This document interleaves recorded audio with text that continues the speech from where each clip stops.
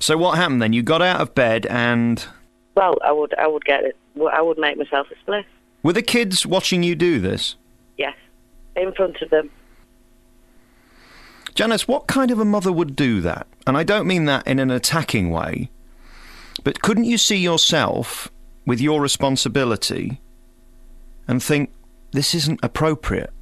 Yeah, I could see it's not appropriate. I think that the addiction takes over. How did your kids feel being on drugs?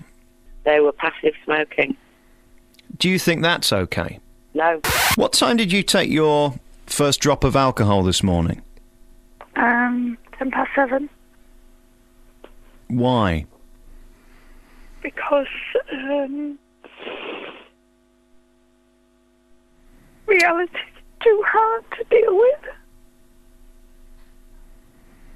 What's happened to you that's left you in this place where at 7 o'clock in the morning you need to drink?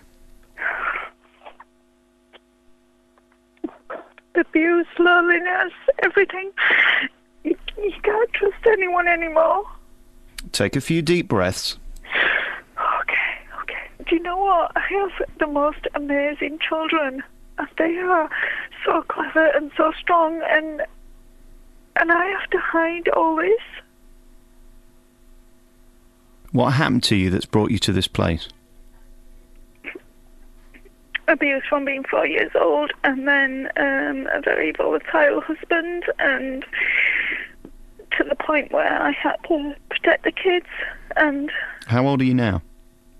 41. For over 35 years you've been carrying this. Has anybody helped you?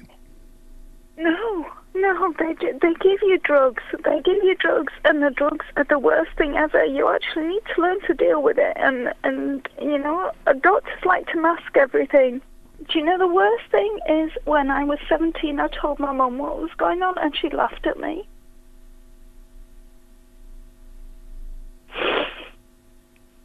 Are you talking to your mother? I didn't for 5 years. Because that's what she wants. What do you want?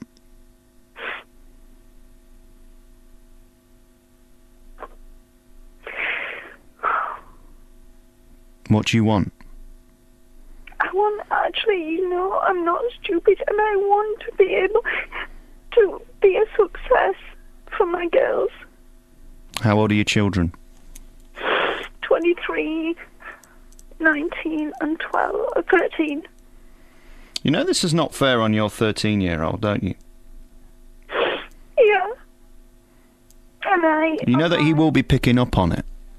As much as you're a great actress. Do you know that my kids are so fantastic, it's unbelievable. So why can't you focus on that?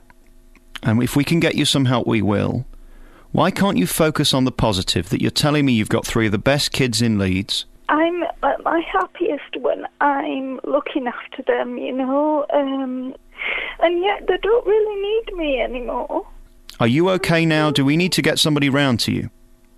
I'm so sorry. No, you don't need to be sorry. This is nothing to be embarrassed about, nothing to be sorry for. We're here to help you, and I want to make sure you're all right. Who's picking up your kid from school at 3:30? Me.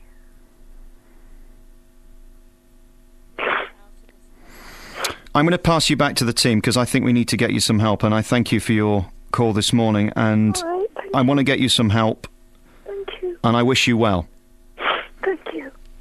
Thank you very much for your call. Okay. Good morning to you, Kevin. Morning. Tell me your story. I'm a long-term alcoholic. I can't get off it, and I know I never will. And my kids are suffering. When did it go from being a hobby to an occupation? I would say straight away, really. I mean, I'm 8 stone now. I don't eat really, and I can't afford to feed the kids. Been drinking since 6 this morning now, and I'll drink till midnight. Tell me about your kids.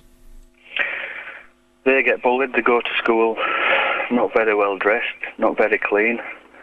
I'm embarrassed to ask for help. I know I need help. you know, the only way out for them, their only saviour is going to be when I'm gone. It's going to kill me, and when it does, the kids will be better off. You seem as if you're wishing this along.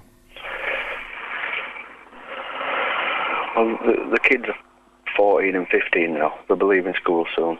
I know they've had a lot of trouble. But they're very mature, and they don't need me. I'm useless. I don't believe that. I don't believe a 14-year-old would say they don't need their dad. I just don't believe it. I'm an embarrassment to them. We've heard from people this morning who have broken that cycle and can now see the wood for the trees. What do you think is going to have to happen in your life to get you out of this? Or are you resigned to the fact that your 14 and 15-year-old are very likely to grow up without a dad? I'm resigned to that fact. I'm afraid I've tried too much. I'm fading away. There's hardly nothing left of me, and they don't like seeing me like this. They shout at me a lot, which I appreciate. I don't want to live, to be honest.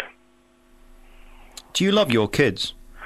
I do, but I want them to have a better life as they leave school, and I will never be able to give them that. Is there anybody around you or them that could take care of them for a while for you to get your life together? Yeah, I've got some lovely family, but you know, they know what I'm like, and I know what's going to happen. Kevin in Huddersfield, thank you very much for your call. Thank you. This is BBC Radio Leeds. It's Alex Belfield in the morning. Back tomorrow morning from 9. If you want to email me anytime, you can do. radioleeds@bbc.co.uk. Coming up next, Liz Green will take you through your lunchtime. I'll see you tomorrow. Ta-da.